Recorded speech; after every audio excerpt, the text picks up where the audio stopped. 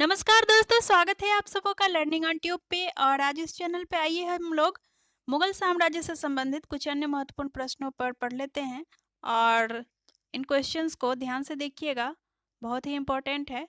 चलिए स्क्रीन पे चलते हैं। और हाँ, बता दूं कि ये सारे क्वेश्चंस किसी भी कॉम्पिटिटिव एग्जाम्स के लिए इम्पोर्टेंट साबित हो सकते हैं। सो पूरा वीडियो वॉच कीजिएगा। चलिए स्क्रीन पे चलते हैं। वीडियो का फर्स्ट पार्ट पहले ही अपलोड हो चुका है, ये वीडियो का सेकेंड पार्ट है और क्वेश्चन नंबर 21 से है और बाइलिंगुअल फॉर्म में है, तो हिंदी इंग्लिश दोनों के ही स्टूडेंट्स के लिए कोई भी परेशानी नहीं होगी। तो चलिए स्टार्ट करते हैं। फर्स्ट क्वेश्चन है इस वीडियो का 21 है, क्वेश्चन नंबर 21, यानी कि इस वीडियो का फर्स्ट होगा और इस सीरीज का सेकेंड पार्ट है। तो 21st क्वेश्चन है, सिक्कों पर कालिमा अभिलिखित करवाने की प्रथा और फारसी नववर्ष नवरोज के उत्सव का आयोजन औरंगजेब ने किस वर्ष बंद करवा दिया? तो नवरोज एक पारसी उत्सव होता था, तो इसको औरंगजेब ने बंद करवाया था 1659 में। In which year did Aurangzeb stop the practice of recording kalma on coins and the celebration of the Parsi New Year Nowruz? 1659। ठीक है, तो चलते हैं नेक्स्ट क्वेश्चन पे। अगला क्वेश्चन है, हिंदू त्योहारों के मनाने पर किस वर्ष प्रतिबंध लगाया गया? In which year was the celebration of Hindu festivals banned? Answer हो जाएगा 1668 ईस्वी। 1668 ईस्वी में हिंदू त्योहारों के मनाने पर प्रतिबंध लगा दिया गया था। ठीक है, कि हिंदू अपना त्योहार नहीं मना सकते हैं 1668 एडी में। ठीक है, नेक्स्ट है, नवे सिख गुरु तेग बहादुर की गिरफ्तारी और मृत्यु दंड का आदेश औरंगजेब ने किस वर्ष जारी किया?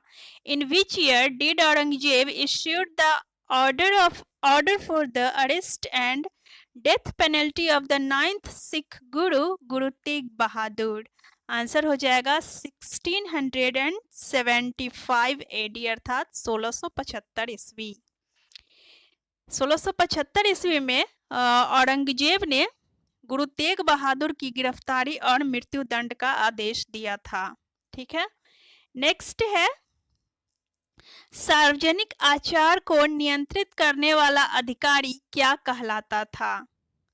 ठीक है, कॉमन पीपल से संबंधित आचार को, उनका आचार व्यवहार कैसा हो, इस चीज को नियंत्रित करने वाला अधिकारी क्या कहलाता था? What was the officer governing people conduct called? Answer हो जाएगा मुहतसिब।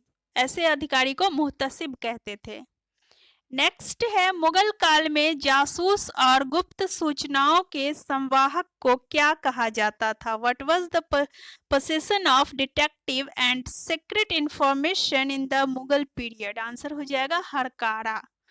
ऐसे जासूस को और गुप्त सूचनाओं के जो संवहन करते थे, अर्थात एक स्थान से दूसरे स्थान गुप्त सूचनाएं लेकर के जाते थे, वैसे लोगों को हरकारा कहा जाता था। ठीक है, नेक्स्ट है, मुगल साम्राज्य में आरंभिक वर्षों में प्रांतों के शासक को सिपहसालार कहा जाता था और बाद के वर्षों में उसे कौन सी संज्ञा प्रदान की गई? In the early years in the Mughal empire the ruler of the provinces was called Sipah Salar, and what kind of the name he was given in the later years? Answer हो जाएगा नाजिम। बाद के वर्षों में उसे नाजिम कहा गया था। सिपह सालार को ही आगे चलकर नाजिम कहा जाने लगा था, नाजिम। ठीक है, नेक्स्ट है, औरंगजेब के आदेश पर धार्मिक प्रधानों द्वारा निर्मित न्याय संहिता को किस नाम से जाना जाता है? औरंगजेब के आदेश पर कुछ धार्मिक प्रधानों ने, जो भी उसके राज्य के लिए धर्म के मामलों से संबंधित जो भी एग्जीक्यूटिव्स नियुक्त किए गए थे, उन प्रधानों ने एक न्याय संहिता तैयार की थी। उस न्याय संहिता को क्या कहा जाता था? What name is known by the religious heads created by religious princess on Aurangzeb's order? Answer हो जाएगा फतवाए आलमगीरी। ठीक है, फतवाए आलमगीरी कहा जाता था न्याय संहिता को। नेक्स्ट है, यह न्याय संहिता जो होता था वह धार्मिक प्रधानों द्वारा जारी की जाती थी, इसलिए इसको फतवा कहा जाता था। और चूंकि वह आलमगीर के द्वारा जारी किया जाता था, औरंगजेब को आलमगीर भी कहा जाता था, तो इसलिए उसको फतवाए आलमगीरी कहा जाता था। नेक्स्ट है, सम्राट के बाद मुगल साम्राज्य में सर्वोच्च न्यायाधिकारी कौन होता था? हु वाज द सुप्रीम जज in the Mughal empire after the emperor? Answer हो जाएगा काजी उल कुज्जात। काजी उल कुज्जात सम्राट के बाद जो मुगल साम्राज्य में सर्वोच्च न्यायाधिकारी होता था। मुगल साम्राज्य में न्याय करने का भी सर्वोच्च अधिकार सम्राट के पास ही होता था, और उसके बाद अगर कोई न्यायाधिकारी होता था तो उसका नाम था काजी उल कुज्जात। उस पोस्ट का नाम था यह काजी उल कुज्जात। यहाँ पे ध्यान में रखना है, जहां पर भी ज पर नुक्ता लगा हो उसका उच्चारण हम लोग, ज पे अगर नुक्ता लगा हो तो उच्चारण हम लोग ज की तरह करते हैं। यहाँ पे इसको जेड से लिखते हैं। आमतौर पे लोग बोलने में जाता है को बोलते हैं जाता है, ये गलत उच्चारण है। इस तरह का उच्चारण नहीं होना चाहिए। हिंदी भाषी हैं हम, तो हमें शुद्ध हिंदी बोलना जरूर आना चाहिए। ठीक है, आगे चलते हैं। मुगल काल में प्रचलित लाल ए जलाली क्या था?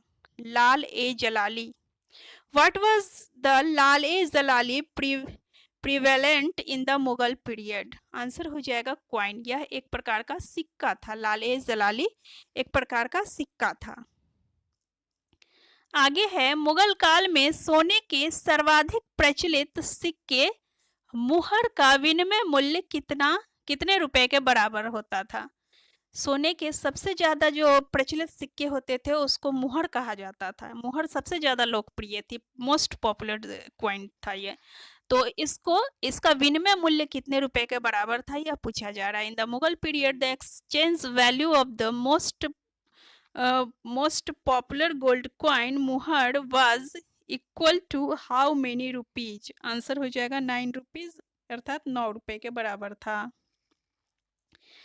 अगला है, मुगल काल में कुलीन वर्ग की सेनाएं क्या कहलाती थी? What were the elite armies called during the Mughal period? Mughal period के दौरान जो एलाइट आर्मीज थी अर्थात कुलीन वर्ग की जो सेनाएं थी वह अहदी कहलाती थी। अहदी, ठीक है। आगे है, मुगल काल में मीर ए बहरी किस सेना का प्रमुख होता था? During the Mughal period Mir e Bahri was the head of which army? Answer हो जाएगा नवल फ्लीट, अर्थात नौ सैनिक बेड़ा का प्रधान होता था मीर ए बहरी। मीर ए बहरी जो था यह नौ सैनिक बेड़ा का प्रमुख होता था। नौसैनिक बेड़ा का प्रमुख होता था। आगे है, मुगल काल में वास्तविक कृषि उत्पाद या फसल में राज्य के अंश को क्या कहा जाता था? In the Mughal period what called the actual agricultural produce और states share in the crop? Answer हो जाएगा माल और खराज, यानी कि माल या खराज कहा जाता था, या तो माल या फिर खराज। मुगल काल में वास्तविक कृषि उत्पाद या फिर फसल में राज्य के अंश को माल कहते थे या फिर खराज कहते थे। आगे है, टोडरमल ने किस हैसियत से मुगल काल में दहसाला प्रणाली का सूत्रपात किया था? ठीक है, on which post did Todarmal initiate the Dahsala system during the Mughal period? On which post did Todarmal initiate the Dahshala system during the Mughal period? Answer हो जाएगा head of the ministry of revenue, अर्थात विजारत। यह टोडरमल जो थे उसमें राजस्व मंत्रालय में प्रमुख थे। राजस्व मंत्रालय को विजारत कहा जाता था, तो विजारत के यह प्रमुख थे और वे वजीर कहलाते थे। विजारत के प्रमुख को वजीर कहा जाता था। तो ये विजारत के अर्थात राजस्व मंत्रालय के प्रमुख थे टोडरमल, और उनकी पोस्ट का नाम था विजारत वजीर। तो एज अ वजीर टोडरमल ने मुगल काल में दहसाला प्रणाली का सूत्रपात किया था। आगे है, मुगल काल में देशमुख, पाटिल, नायक किस वर्ग में आते थे? Deshmukh, Patil, Nayak belonged to which category during the Mughal period? Answer हो जाएगा जमींदार क्लास, यानी कि ये जमींदार वर्ग से संबंधित थे। ये देशमुख, पाटिल, नायक ये सभी जमींदार वर्ग से रिलेटेड थे। आगे बढ़ते हैं। जमींदारों को कुछ ग्रामों से भू राजस्व वसूल करने का अधिकार दिया जाता था। इस प्रक्रिया को क्या कहा जाता था? Zamindars were empowered to collect land revenue from some villages.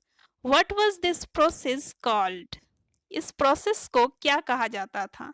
तो इस प्रोसेस को तालुका अथवा जमींदारी कहा जाता था। या तो तालुका या फिर जमींदारी, मतलब कि कुछ गांवों से जो राजस्व वसूल करने का अधिकार दिया जाता था, इस अधिकार को जमींदारी कहा जाता था। ठीक है, आगे बढ़ते हैं। मुगल काल में विभिन्न क्षेत्रों की फसलों की नकदी भू राजस्व अनुसूची तैयार की गई थी। उसे क्या कहा जाता था?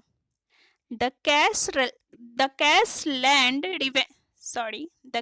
Land revenue schedule of crops of different regions was prepared during the Mughal period. What was it called? Answer हो जाएगा दस्तूरुल अमल। जो भी विभिन्न क्षेत्रों की फसलों की नकदी भू राजस्व की अनुसूची तैयार की गई थी, इस अनुसूची को या फिर इस सूची को दस्तूरुल अमल कहा जाता था। ठीक है, दस्तूरुल अमल।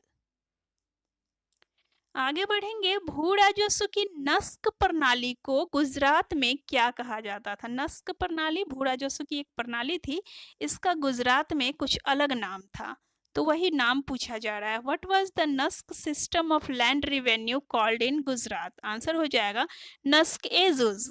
ठीक है, आंसर हो जाएगा नस्क ए जुज। नेक्स्ट है, मस्जिद जहानामा कहाँ स्थित है? मस्जिद ए जहानामा, वेयर इज मस्जिद ए जहानामा? आंसर हो जाएगा आगरा। आगरा में स्थित था यह मस्जिद ए जहानामा। अगला क्वेश्चन है, जहांगीर ने नादिर उल अस्र की उपाधि किस चित्रकार को प्रदान की थी? To which painter did Jahangir confer the title of Nadir ul Asr? ठीक है, आंसर हो जाएगा उस्ताद मंसूर। उस्ताद मंसूर एक चित्रकार थे, एक पेंटर थे। इनको जहांगीर ने नादिर उल अस्र की उपाधि दी थी। तो आज के लिए बस इतना ही। मिलते हैं नेक्स्ट वीडियो में फिर से नए क्वेश्चन के साथ। तब तक के लिए देखते रहिए लर्निंग ऑन ट्यूब को और सब्सक्राइब करते रहिए। धन्यवाद। तो ये थे आज के कुछ महत्वपूर्ण प्रश्न। दोस्तों, इसी तरह से नए नए प्रश्न और नए नए वीडियोस आते रहेंगे। बस आप लोग साथ देते रहिए और चैनल को सब्सक्राइब करते रहिए और देखते रहिए लर्निंग ऑन ट्यूब को। Thank you.